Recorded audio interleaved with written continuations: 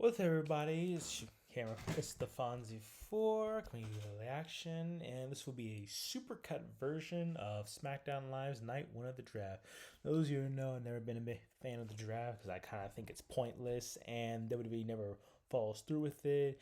The brands and the rest of them don't feel like much whenever you get drafted to a brand, but I will give this draft day one a chance and see if WWE learns from the mistakes. So let's look at night 1 of the draft. Then we start off the show with Triple H giving a speech, starting us off with the draft. Wait, where's the other GM? Oh, so this year what we're doing is we're not having GMs and we're not having any differences between these brands. No, we're just naming them off a sheet of a card and just assigning them to each brands. Oh, well, that's disappointing. I mean, what's the point then? What's the point of Survivor Series if we're just throwing them on each brands with no reason, no purpose? All right then. So for the first round draft picks, we've got the Bloodline with Roman, Paul, and Solo Sikoa. No Usos. Interesting. And second draft pick for SmackDown is Bianca Belair, the Raw Women's Champion? Why? Why is the Raw Championship going to SmackDown? Why couldn't it just gone to Raw? We better not be switching up titles. We better not. That'd be a bad idea. Freaking why? I don't know. And then for Raw has Cody Rhodes and Becky Lynch. I don't know why you would draft Becky Lynch over Rhea Ripley, but freak it, there are no general managers, and there's no real brand warfare between these brands anyway. So I guess it doesn't matter again. But then there's no GM, so there's no stakes. There's no personal beef between these brands. So when the Survivor Series come around, it's just gonna be a event that doesn't matter overall again. But freak it, let's see if people get opportunities. So we have the Usos doubling down their victory. KO comes out and Sami Zayn, they all talk crap to each other, getting us hyped for the matchup. Really playing up the idea of who's going to betray who. Enjoyable. Let's see what happens next after that. Should be interesting. For our first match, we've got Butch versus, I'm not calling him Butch, Pete Dunne versus LA Knight. And the reason for this match is because they had a little spat backstage. Should be an interesting match.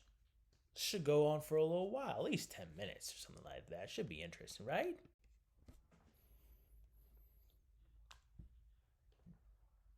Butch loses in barely even 5 minutes of a match. Well, we know who's booking this. Wow, 5 minutes of match time. Bye, Pete Dunne. Enjoy catering. Enjoy the locker room. You're not getting anywhere past 5 minutes, Butch. Poor Pete Dunne. From UK champion putting on banger matches and banger matches and banger matches to barely getting 5 minutes against LA Knight. Poor Pete. I still love you, though.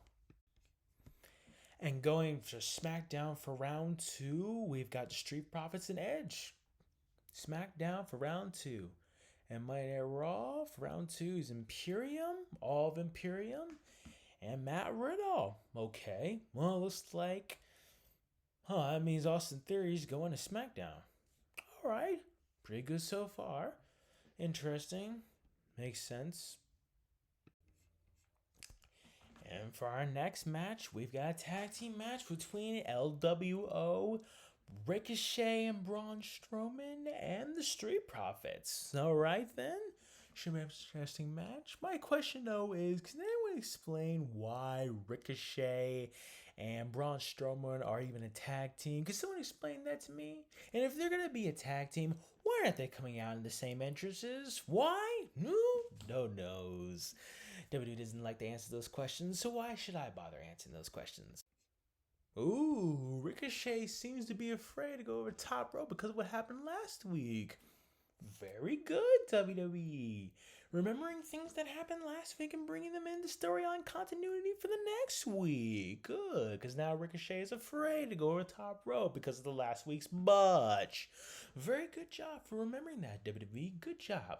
Taking a botch and bringing a storyline. Good job. Thumbs up. You deserve the props. Ooh, that is a beautiful frog splash from Montez. Beautiful every single time. 1, 2, and 3 Street Profits win on Smackdown. Kind of expected, but pretty good, decent match. Pretty good match overall. Well, it seems throughout the night, Paul Heyman and Sol Sikoa are sort of teasing something backstage as the Usos get prepared for their match. It almost insinuating that Sol Sikoa's going to do something to the Usos if they lose. It was interesting. I wonder what it could have meant. I'm very interested in the storyline. Right now, out of all the crappy storylines on this show, so on SmackDown and Raw, the Bloodline storyline is the only interesting storyline at the moment. It's a shame. Wish they would have put this effort in the rest of their show, but I'm interested. What Solo's going to do if the Usos lose?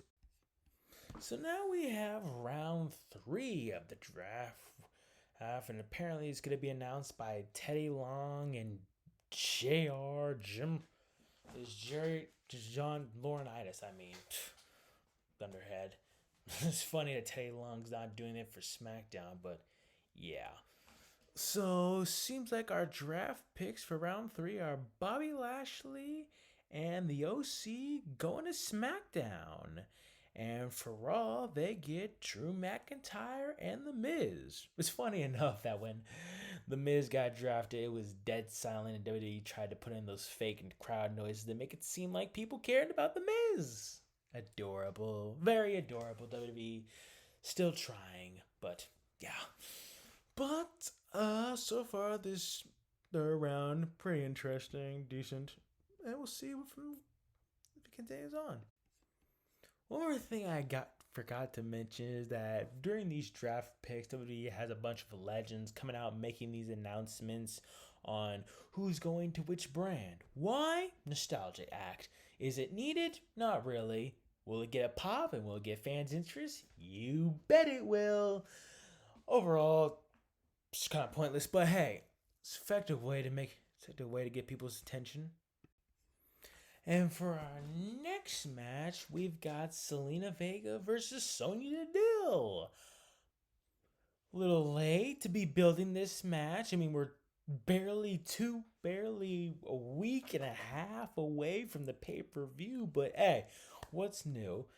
Probably should have been doing these Selena Vegas matches for this pay-per-view a lot sooner, but hey, as long as you give an interesting match, it could be believable. Wow, that match was over quickly. Jesus, what was that? That was barely lasted long. I blinked and it was over. It was a fluke pinfall and Selena got the win. Jesus, WWE, if you want me to believe in this woman, you gotta give her some time. For Christ's sakes, how am I gonna believe her? Make me believe that she's gonna win a match between Rhea Ripley if you don't even give her much time on TV or build a story around this. Ugh. And not only that, you at least have her win some matches, a few matches before going into this pay-per-view. Why are you even doing this match at all? What has Selena Vega done on TV to earn a women's championship opportunity? Let alone SmackDown Live. Oh, that's right. Puerto Rico. She's a Menanos. She's a El Sente. Okay. So we're just giving title matches to people just because their hometown is prevalent? No rhyme, no reason. Listen, I'm fine with giving her because it's her hometown. I get it.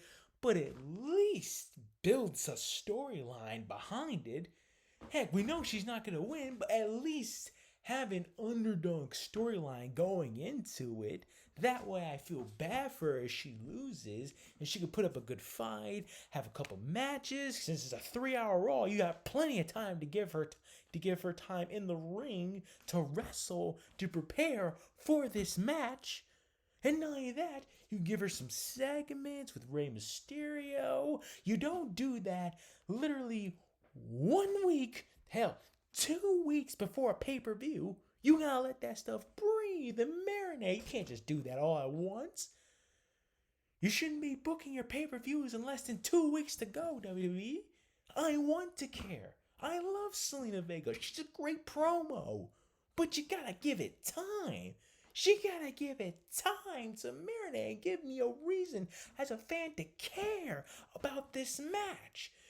You can't just announce it online and on Twitter and expect people just to care just because it's their hometown. You gotta build a storyline about her. Give her some matches. Give her some definitive wins, not just a roll-up. Show her off.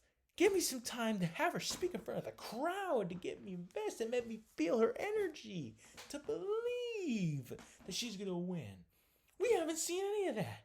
This match was just announced. She went into the office and like, hey, can I have a women's tag team? Can I have a women's championship match for Rhea Ripley's championship?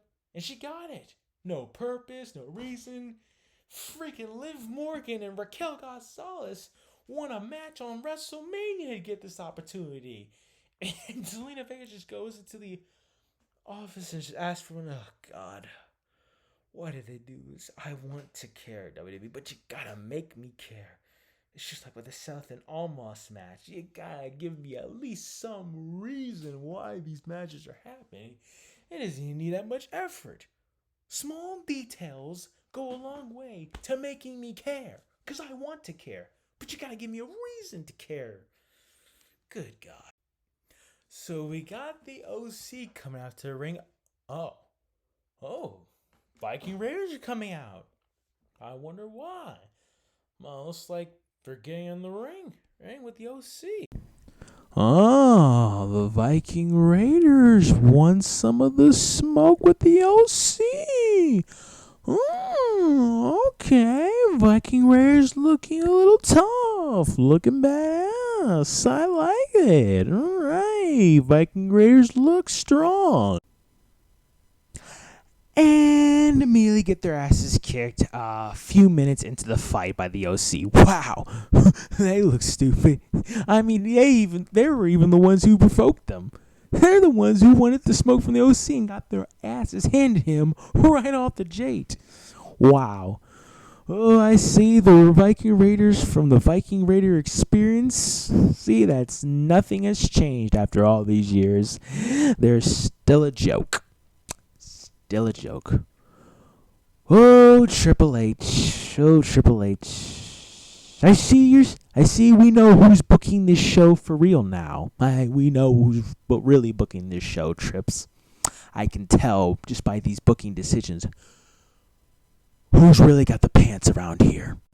Oh, and for round 4 of the Drag Pace, we got some DX representation for round 4. And I see for SmackDown, we've got Damage Control going to SmackDown and Shinsuke Nakamura going to Raw. Oh, and we also saw a backstage segment where Shinsuke Nakamura gets attacked by Karrion Kross. I mean, that can only mean that Karen's going to Raw as well to continue the feud. Well, then we saw that they're going to be facing each other against next week on SmackDown, so never mind about that. And who's gonna be the next round? Well, this is weird. NXT Women's Champion Indy Hartwell is going to Raw, and NXT Women's Tag Team Champions April Frey and Isa Dawn are going to SmackDown. Now I knew that the NXT stars would get drafted, but the champions, that doesn't really make a lot of sense, especially for the women's tag team champions, because they can't defend their titles on the brand. They're going to have to lose them. And we already had Kyrie and the other two challenge them on NXT on Tuesday. So are they going to lose their titles then? Because they can't defend their titles on the brand too, especially with literally two women's championships on the same brand as well, and women's tag team championships, which are going to be floating between brands. They better be floating between brands. You better not draft them to one specific brand. That would be stupid. I just don't understand. This doesn't make a lot of sense. Another thing that doesn't make sense about the draft, they're going to have to lose those belts at the next NXT show. They have to. You can't have them defend the shows on NXT and on the main roster, especially when you already got two. That would be like two women's championships on the same brand. And they can go back and forth, I suppose, but then she's not going to be completely committed to Raw. She's just going to be on both brands, because you can't go after the main championship because Indy's already got one, especially for the tag team champs. Why are the NXT women's tag team champions specifically traded to SmackDown? Does that mean they're floating between brands and defending the titles? But no, that would make sense because they're specific to one brand. Wait, does that mean female tag teams are going to specifically one brand as well? Oh, that's a bad idea. That's a terrible idea. Those matches are going to get stale quickly. We only have 3 freaking women's teams on one brand. You know how quickly that's going to be? There's a reason why they paired up, so why they unified the tag team championships. Oh, wait, we have facts. Oh, the OC up here. Yep. Oh, wait, the tag team champions are floating. Yep. This is already breaking the draft rules already. God, this is so stupid.